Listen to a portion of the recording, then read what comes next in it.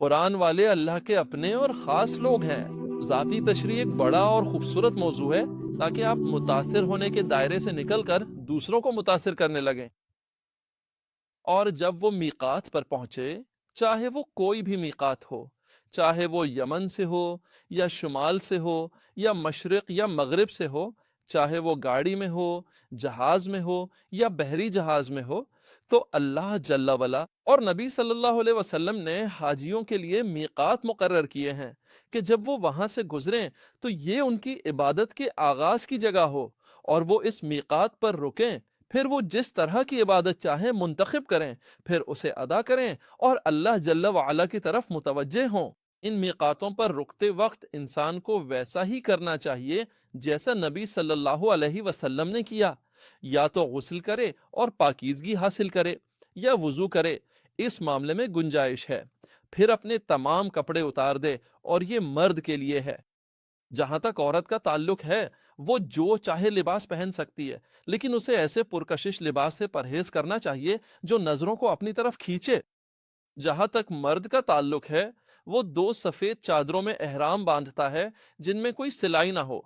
پھر وہ اللہ جل وعلا کی طرف متوجہ ہوتا ہے، پاکیزگی حاصل کرتا ہے، خوشبو لگاتا ہے، اپنے جسم، بالوں اور داڑھی کو معطر کرتا ہے، لیکن اپنے احرام کو خوشبو نہیں لگاتا۔ پھر اس کے بعد وہ عبادت میں داخل ہوتا ہے، اور وہ حج کی اقسام میں سے انتخاب کرتا ہے جن کے بارے میں ہم اللہ سبحانہ و تعالیٰ کے حکم سے بات کریں گے۔ اور وہ 3 مشہور اقسام ہیں: تمتع، قران اور مفرد۔ جہاں تک متمتع کا تعلق ہے، وہ مکمل عمرہ کرتا ہے اور مکمل حج کرتا ہے، اور یہ حج کی بہترین قسم ہے، مکمل عمرہ اور مکمل حج۔ جہاں تک قارن کا تعلق ہے، وہ حج اور عمرے کے اعمال کو ملا دیتا ہے، پس وہ انہیں ایک ساتھ ادا کرتا ہے اور ایک دوسرے میں شامل کر دیتا ہے، اسی لیے اسے قارن کہا جاتا ہے، اور اس پر قربانی واجب ہے، اور متمتع پر بھی قربانی واجب ہے۔ اور اگر وہ مفرد ہو اور حج ادا کرنا چاہے تو وہ صرف حج ہی ادا کرتا ہے۔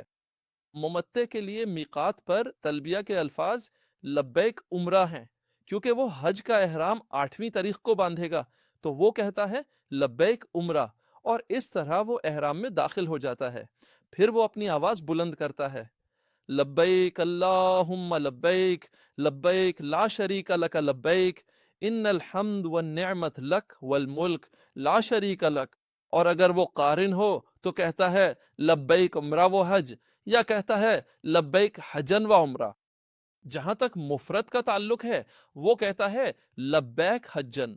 پھر اللہ کی برکت سے آگے بڑھتا ہے، اور اس کے لیے کوئی نماز یا نفل شرط نہیں ہے جسے وہ نفل یا سنت احرام کہتے ہیں، بلکہ وہ احرام باندھ کر داخل ہوتا ہے، اور اصل مقصد نیت ہے، نہ کہ صرف یہ چادریں پہننا۔ تو یہ لباس ہے، لیکن مناسک میں داخل ہونا نیت ہے۔ اس نے وہ طریقہ چنا جو اسے پسند ہے اور اس کے حال کے مطابق ہے، اور اللہ تعالیٰ نے ان مناسک کی تعداد میں بندوں کے لیے خیر و برکت رکھی ہے۔